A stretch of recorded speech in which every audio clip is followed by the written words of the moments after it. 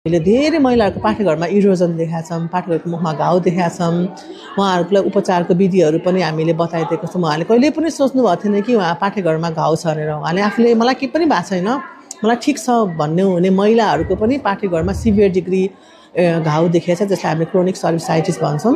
र यसको उपचार पनि हामीले बताइदिएका छौँ। र उपचार यदि यहाँ भएन भने कोही कोही त गरिब हुनुहुन्छ, रुँदै पनि हुनुहुन्थ्यो, म एकदम एकल महिला गरिब छु अनि उहाँहरूको नाम पनि लेखेका छौँ। र यहाँको मेयरहरूलाई सायद हामी रिक्वेस्ट गरेर उहाँलाई आर्थिक सहयोग गर्न पनि सल्लाह दिनेछौँ। र यसको उपचार भनेको चाहिँ थर्मोकोएगुलेसनबाट मात्रै सम्भव छ अथवा क्रायोथेरापीबाट सम्भव छ। यदि यो उपचार विधि यहाँ भयो भने चाहिँ यही नै हुन्थ्यो, तर यहाँ छैन रहेछ भने चाहिँ हामीले केन्द्रमा बोलाउनु पर्ने हुन्छ र उपचार चाहिँ 100% निको हुन्छ।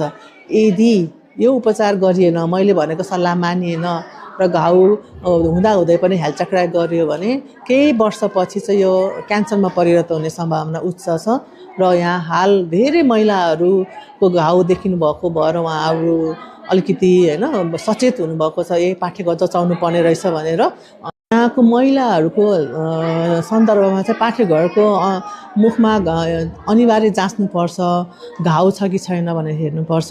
र इरोजन छ, घाउ छ भने साधारण रूपमा नलिकन त्यसलाई चाहिँ उपचारै गर्नुपर्छ। मेडिसिन मलम लगाएर चाहिँ हुँदैन।